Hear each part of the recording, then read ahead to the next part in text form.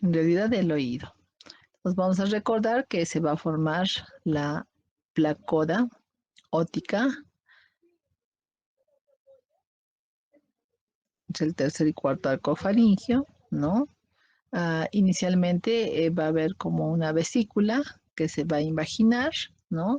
Y se va a formar a partir del primer y segundo arco faringios. Vamos a tener el desarrollo de lo que es el pabellón auricular, ¿no? Entonces, este pabellón auricular se va a diferenciar en, en 6 protuberancias, ¿no? Generalmente a partir de la quinta semana de gestación. Entonces, de ahí van a derivar lo que es el pabellón auricular, el conducto auditivo externo y la membrana timpánica. Entonces, este pabellón auricular va a tener también un componente mesodérmico, ¿no? Que se desarrolla a partir de la cuarta, sexta semana, ¿no? Derivado del primer arco mandibular o arco braquial y el segundo arco braquial denominado también arco yoideo con 6 promontorios, ¿no? O llamados también montículos de His. Cada uno de estos promontorios va a dar origen a un elemento del pabellón auricular, ¿no? Que lo tenemos graficado en esta gráfica luego de 3 semanas de evolución del paciente, ¿no? Y al término de los cuales estos montículos obviamente se van a fusionar y van a dar forma a lo que es el pabellón auricular. Entonces, esos 6 promontorios que a las 8 semanas vamos a tener diferenciado lo que es el trago, la raíz del hélix, la rama ascendente, ¿no? La porción horizontal, ¿no? La porción descendente y el antitrago. Entonces, recordar que del segundo arco braquial va a salir el lóbulo auricular. Y la madurez de este pabellón auricular se va a desarrollar, se va a encontrar entre las 18 a las 20 semanas de gestación. Y va a alcanzar su tamaño definitivo de el tamaño que tenemos nosotros los adultos a partir de los 7 a 9 años de edad. Entonces, un niño que tiene 7 años ya tiene el tamaño definitivo de su pabellón auricular, ya no va a crecer más, o sea, crece solo hasta los 7 a 9 años de edad. Entonces, a raíz de eso, por ejemplo, en problemas de malformaciones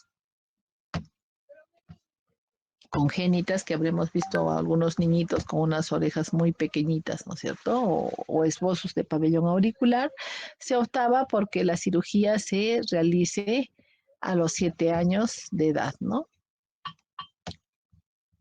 Entonces, recordemos que del primero va a salir el trago, luego vamos a tener del segundo vamos a tener la raíz del hélix, luego vamos a tener la porción ascendente del hélix, la porción horizontal, la porción superior de la escafa, que es esta cavidad, ¿no? Y el antihelix.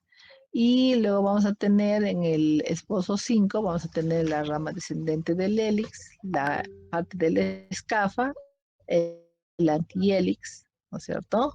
Y del segmento promontorio 6 vamos a tener la porción más baja del hélix, así como el lóbulo de la oreja.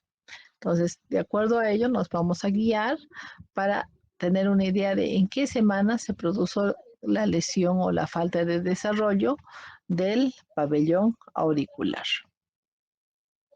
Entonces, recordamos, ¿no? Aquí tenemos el conducto auditivo externo, tenemos el trago, tenemos la escotadura intertrágica, el lóbulo auricular, la cavidad de la concha, el antitrago, ¿no? Tenemos un trago y un antitrago. Tenemos parte de la concha auricular, el hélix, ¿no es cierto? El hélix, el antihélix, perdón, y aquí la raíz del hélix, ¿no? Luego tenemos el tubérculo auricular, algunos lo tienen, otros no. Tenemos el canal del hélice, la rama ascendente del hélice, la rama horizontal, la rama descendente. Aquí se forma una fosita triangular, ¿no? Y esta es la fosita superior de la concha. Entonces, esta concha auricular nos va a ser muy útil cuando nosotros requiramos un segmento de cartílago para tratar de reparar algunas cosas a nivel de la nariz. Entonces, ¿cuál va a ser la aplicación clínica? La aplicación clínica va a ser que las diversas malformaciones en diversas épocas van a generar alteraciones de estos promontorios, ¿no? Incluso podemos tener, por ejemplo, orejas supernumerarias que se llaman poliotias, ¿no? Y también tenemos que recordar que el desarrollo de la mandíbula va a determinar un ascenso del pabellón auricular. Inicialmente el pabellón auricular se va a encontrar a la altura de la boca y progresivamente por el desarrollo de la mandíbula este va a ascender. Entonces la diferencia está que en un niño, como vemos aquí, el conducto auditivo externo está a la altura de la cavidad oral, a diferencia de un adulto donde el conducto auditivo externo pues está mucho más arriba, ¿no? Ahí vemos que está a la altura del cóndilo del maxilar inferior, ¿no? Entonces, esta estructura anatómica también va a determinar ciertas patologías como ser las otitis medias en los niños, porque al niño al introducir la leche, eh, por a efecto de la trompa que se encuentra abierta, que está a la altura de la nariz, entonces se va a permeabilizar y se va a introducir leche en el oído medio, a raíz de que muchas mamás tienen la mala costumbre de dar de lactar dormidas recostadas, ¿no? Entonces, eso tenemos que tratar de educarlas cuando vayan a su control de niño sano, tenemos que recomendarles que mientras el niño está lactando, ellas tienen que tomar una posición de sentada, ¿de acuerdo? Que la cabeza del niño tiene que estar por encima del seno materno, ¿ya? Y eso va a evitar que la leche se ascienda pues hacia el oído medio. Entonces aquí tenemos un desarrollo de lo que son el temporal, la mastoides, ¿no? A diferentes edades en un individuo, ¿no? Entonces vemos un desarrollo óptimo, obviamente en la edad adulta, un hipodesarrollo menor, de acuerdo a cómo va siendo más joven, ¿no?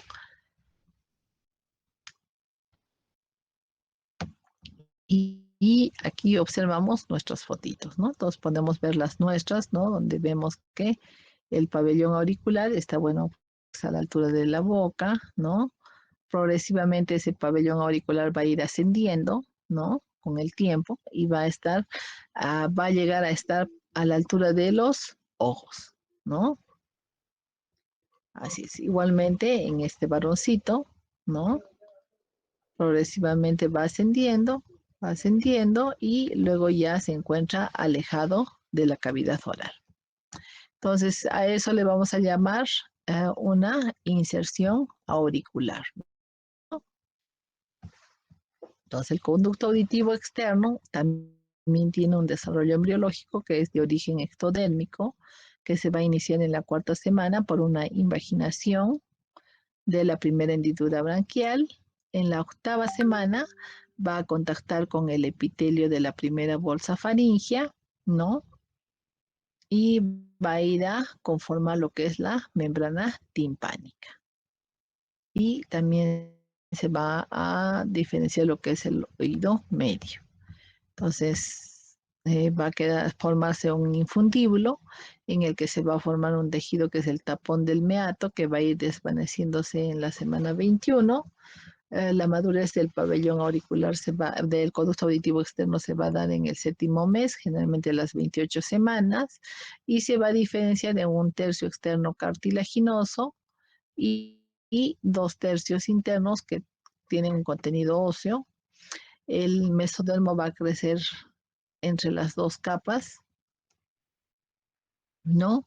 Y luego se va a producir un primordio trilaminar, ¿no? De lo que es el tejido endodérmico con el tejido ectodérmico, ¿no? Y eso nos va a considerar a una capa trilaminar, una capa externa de ectodermo correspondiente a la primera hendidura branquial, una capa intermedia que corresponde al mesenquima de la cresta neural, ¿no? Que va a tener fibras tanto circulares como radiales, y una capa interna que es que está dado por un epitelio cuboideo derivado de la primera bolsa faríngea o del receso tubo timpánico. Entonces, en la semana 29, obviamente ya vamos a tener una diferenciación definitiva de lo que es la membrana timpánica, la cadena de huesecillos, la trompa de Eustaquio, el conducto auditivo externo. Entonces, ¿para qué nos sirve el oído externo? Nos sirve para captar las ondas que se van a dirigir hacia la membrana timpánica. Este oído externo va a ser de tamaño variable, ¿no? Y la forma es única, o sea, no hay dos orejas iguales en este mundo, ¿no? Por eso es que en algunos países consideran al pabellón auricular como una forma única de identificación personal, así como hemos visto películas donde nos hacen un escáner de nuestra pupila, ¿no? O de nuestro globo ocular, igual lo utilizan como identificación de personas, porque es fácil hacerse una rinoplastía, ¿no? Nosotros tenemos una nariz un poquito jorobadita y queremos hacerla recta, entonces nos sometemos a una cirugía y obviamente nuestro rostro, nuestra cara, nuestra expresión va a cambiar, pero en el pabellón auricular no es así. Claro, podríamos hacer esas orejas que están muy separadas, muy dilatadas al estilo de Dumbo, las podemos acortar, es cierto, ¿no? Pero esos son solamente algunos casos, algunas personas, no todas van a desarrollar aquello.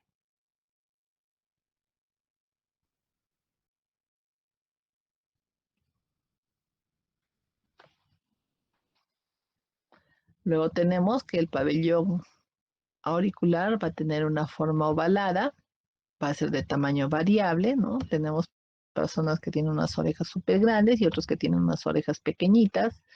Va a tener una inervación especial, de acuerdo, que es muy importante para conocerla, ya que va a estar inervado por diversos nervios, ¿de acuerdo? Aquí hay una representación esquemática con colores de, qué, de qué nervio es el que está comandando esa inervación, ¿no es cierto? Por ejemplo, tenemos que el tercio superior va a estar a cargo de lo que es el trigémino.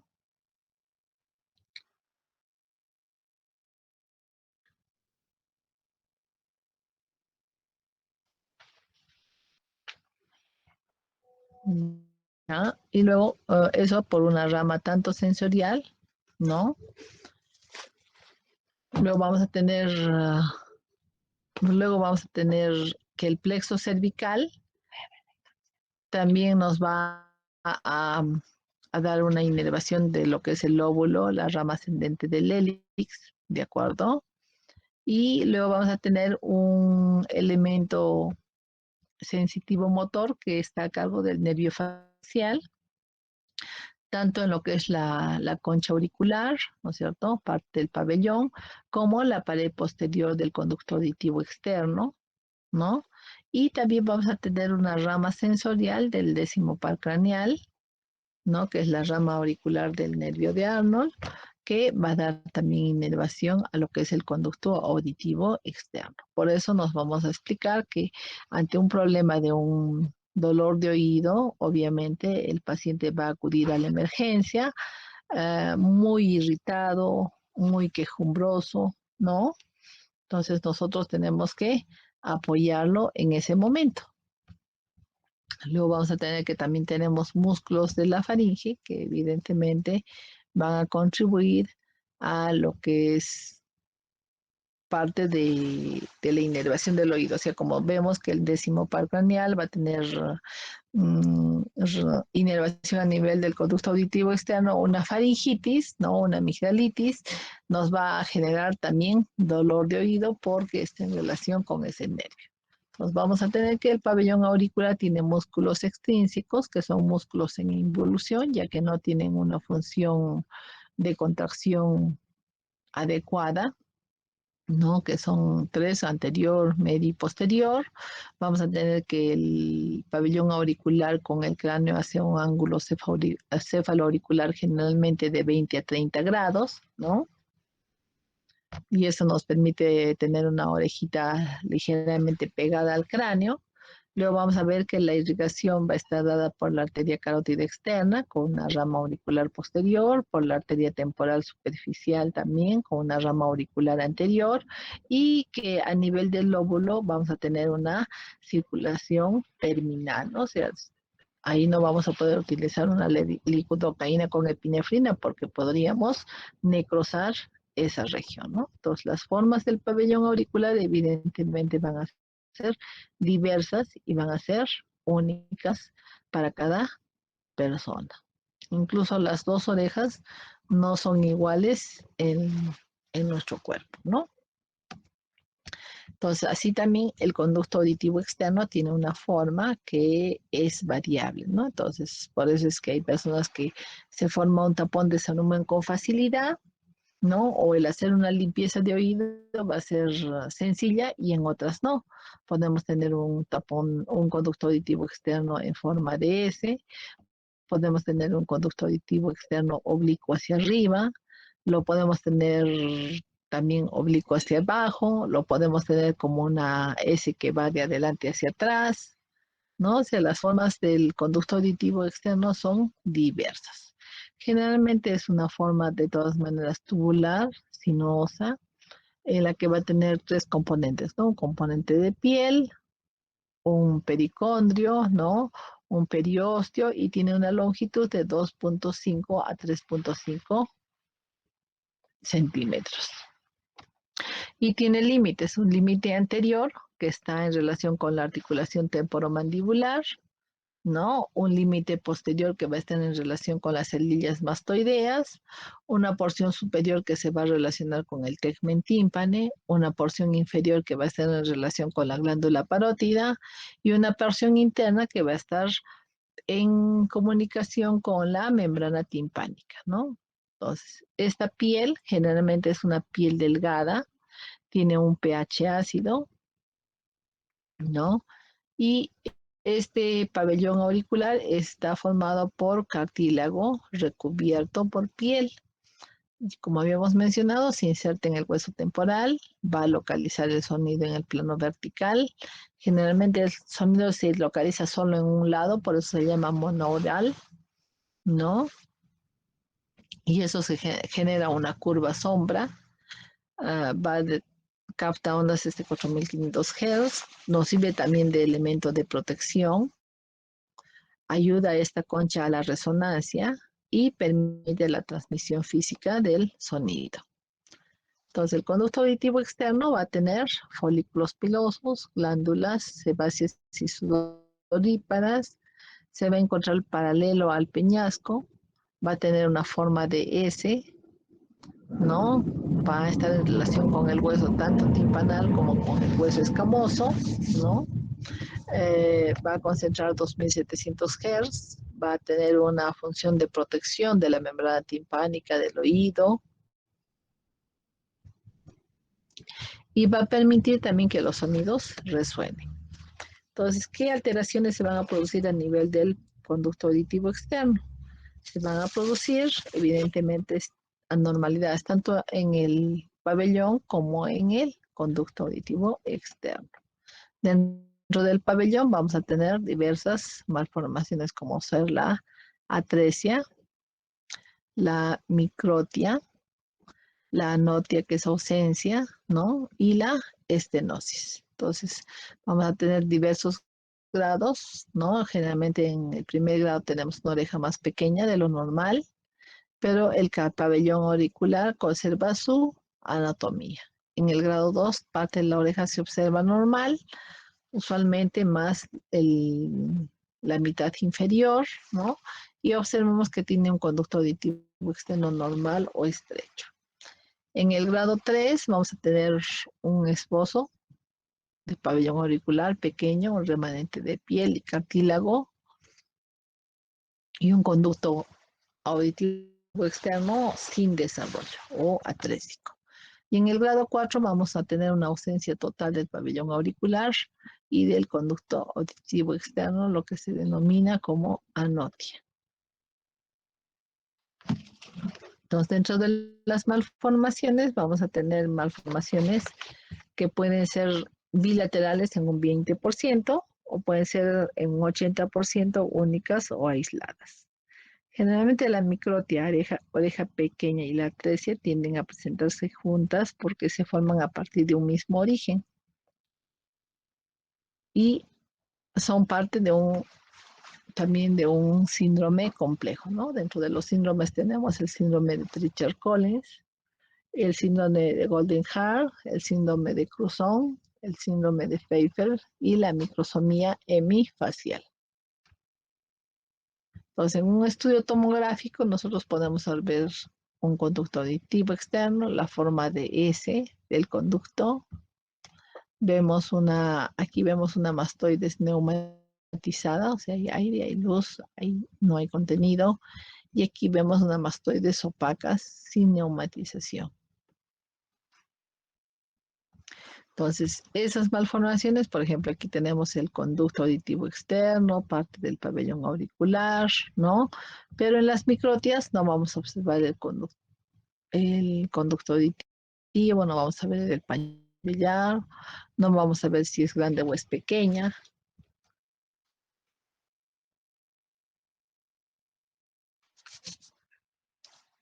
Y como observamos en esta figura, vamos a tener diversos tipos de pabellones, ¿no? Diversos esbozos también de pabellón auricular. Entonces, generalmente estas malformaciones del oído externo afectan más a los niños que a las niñas. Se observó en Estados Unidos y en Sudáfrica que uno de 2.100 niños presentaba esta molestia. Y se considera que de 1 en 8.000 nacidos vivos a nivel mundial es que van a presentar problemas a nivel del pabellón auricular.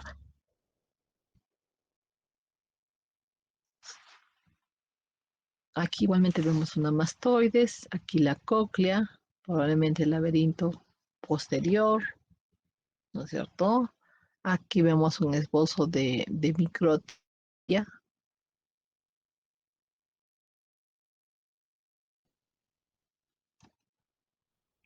Y aquí tenemos muchas más imágenes de lo que es el conducto auditivo externo, ¿no? Aquí tenemos un pabellón en S, aquí un esbozo, en este una ausencia.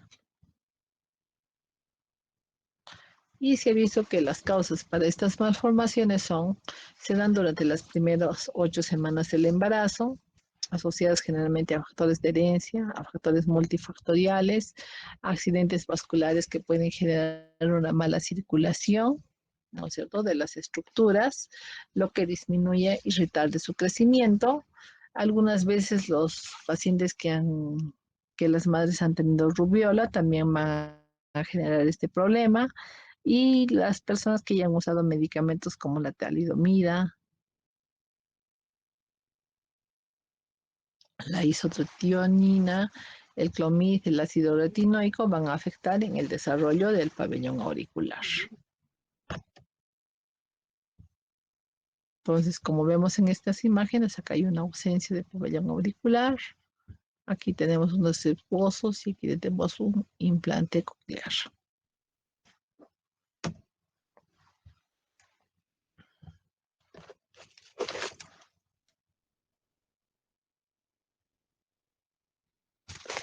¿Preguntas?